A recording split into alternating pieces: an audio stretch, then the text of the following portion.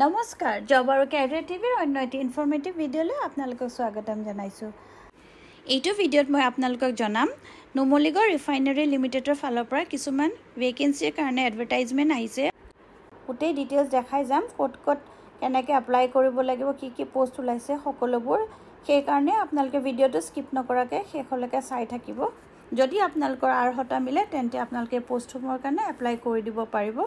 মই স্ক্ৰীনত খুলি দেখাইছোঁ এইখন নটিফিকেশ্যনখন, যোনখন 28 আগষ্টত ওলাইছে নুমলীগড় ৰিফাইনাৰী লিমিটেডৰ ফালৰ পৰা। ইয়াত কি প্ৰফাইল আছে মই আপোনালোকক দেখাই যাওঁ। ডিপ্ল'মা ইন চিভিল ইঞ্জিনিয়াৰিঙৰ কাৰণে আছে 8টা পজিশ্যন আছে।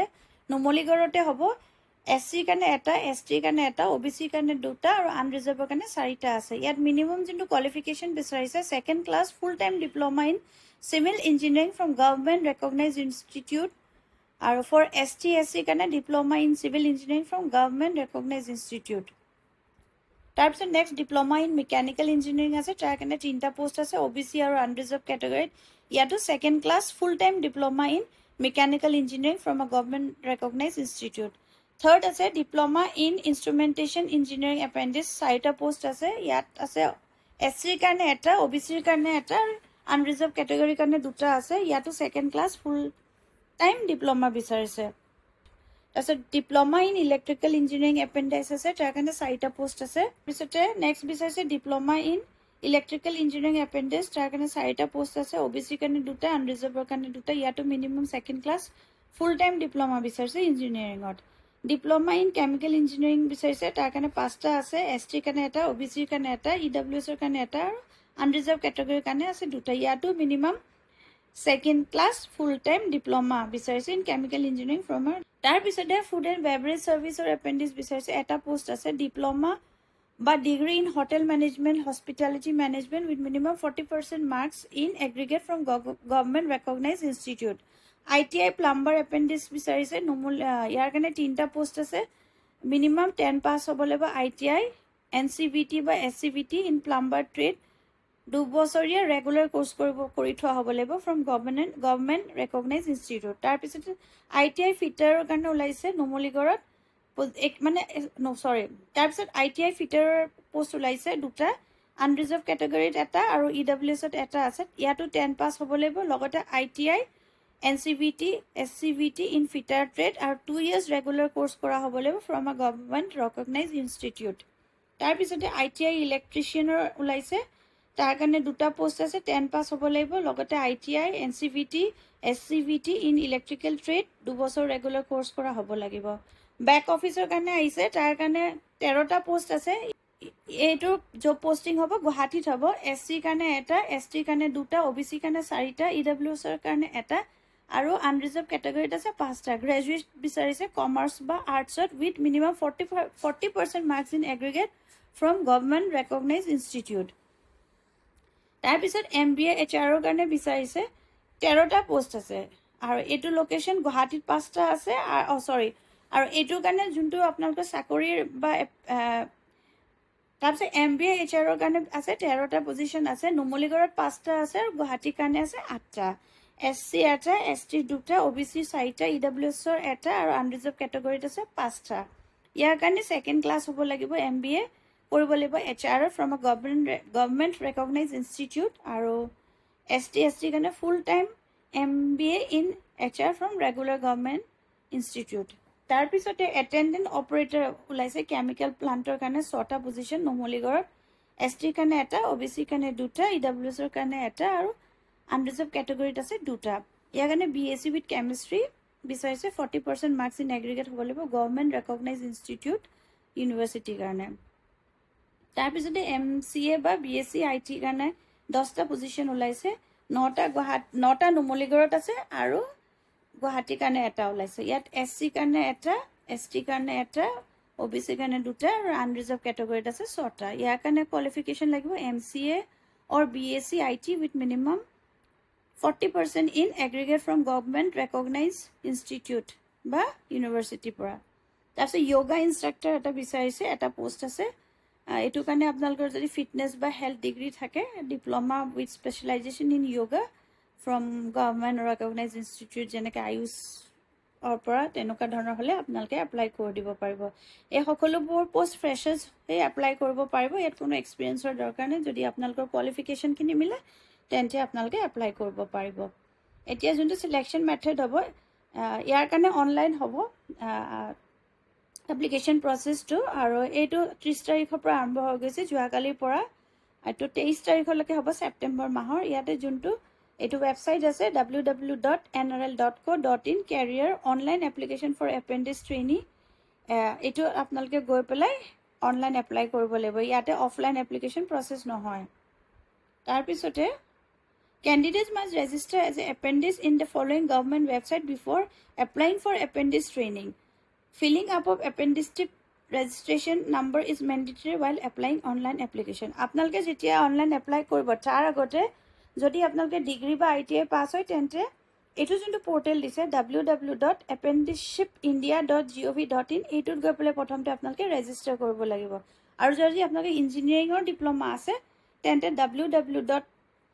এইটো যোনটো পোৰ্টেল mhrd.nets.gov এইটো লিংকত গৈ পেলাই আপোনালোকে প্ৰথমতে এপ্লাই কৰি ল'ব লাগিব এই লিংক এটা মই আপোনালোকক ডেছক্ৰিপশ্যনত দি দিম আৰু লগতে মই এটা ভিডিঅ' বনাই পেলাই আপোনালোকক জনাই দিম যাতে আপোনালোকৰ অসুবিধা নহয় কেনেকৈ আপোনালোকে এপ্লাই কৰিব এজ লিমিট 18 বছৰ হ'ব লাগিব there will be no upper age limit for apprentice training upper age limit একো নাই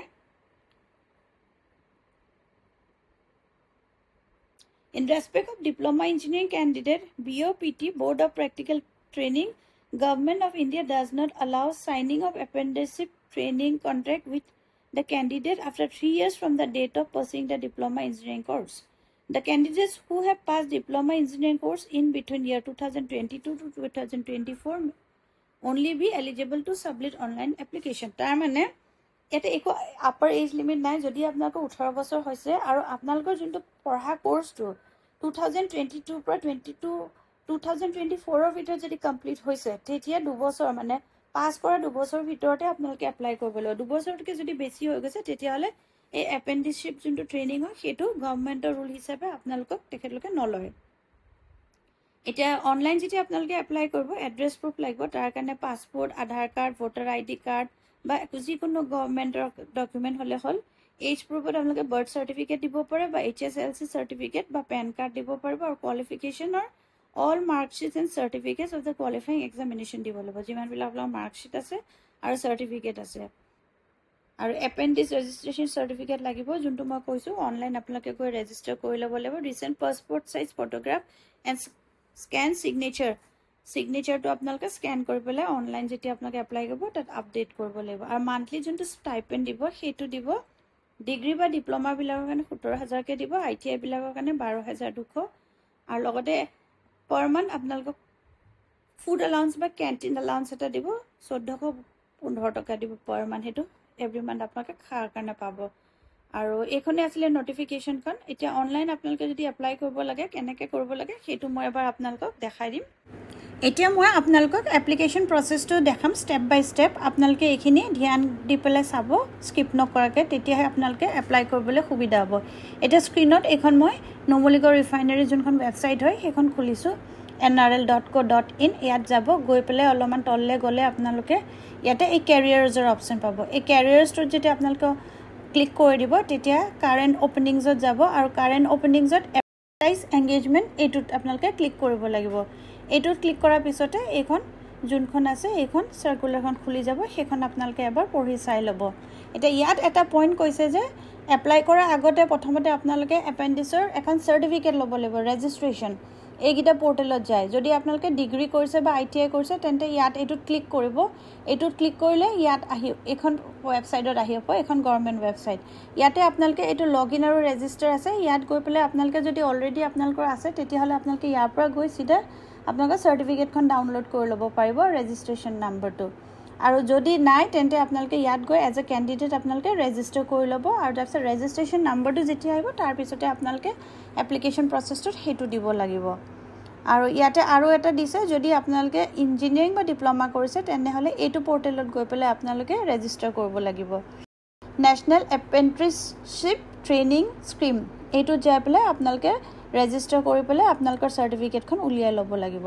এইখিনি কৰাৰ পিছতে আপোনালোকে যোনটো এডভাৰটাইজমেণ্টত আছে এইখন ওপেনিংছ মই দেখাইছিলোঁ ইয়াতে ক্লিক কৰিলে আপোনালোকে অনলাইন এপ্লিকেশ্যনৰ প্ৰচেছটো পাব ইয়াত আপোনালোকৰ এডভাৰটাইজমেণ্টখন আহিছে তো এপ্লাই অনলাইনত এতিয়া ক্লিক কৰিব এপ্লাই অনলাইনত ক্লিক কৰাৰ পিছতে আপোনালোকক যোনখন পেজলৈ লৈ যাব এইখন এটা যদি নিউ এপ্লিকেশ্যন হয় তেতিয়া আপোনালোকে লগ ইন কৰিব লাগিব ইয়াত এনেকৈ কৰি পেলাই আপোনাক ইমেইল এড্ৰেছ ফোন নম্বৰটো দিব লাগিব 10 ডিজিটৰ তাৰপিছত OTP এটা আহিব OTPটো আপোনালোকে ইয়াত ভেৰিফাই কৰিব লাগিব ইয়াত এইটো সুধিব লিখিব লাগিব তাৰপিছত প্ৰচিড কৰিব লাগিব আৰু যদি আপোনালোকে অলৰেডি আগতে কৰিছে তেতিয়াহ'লে এক্সিষ্টিং এপ্লিকেশ্যন লগ ইনত গৈ পেলাই আপোনালোকে প্ৰচেছটো কৰিব লাগিব এইটো ভিডিঅ'ত মই এতিয়া শৰ্টকাটত দেখাই দিছোঁ কিন্তু যদি আপোনালোকৰ কিবা প্ৰব্লেম হয় অনলাইন এপ্লাই কৰিবলৈ তেতিয়া মোক জনাব মই এটা ডিটেইলছ ভিডিঅ' বনাম য'ত OTP ইমেইল এড্ৰেছ সকলোবিলাক দি লগ ইন কৰি পেলাই কেনেকৈ প্ৰচিড কৰিব লাগিব নিউ ৰেজিষ্ট্ৰেশ্যন বা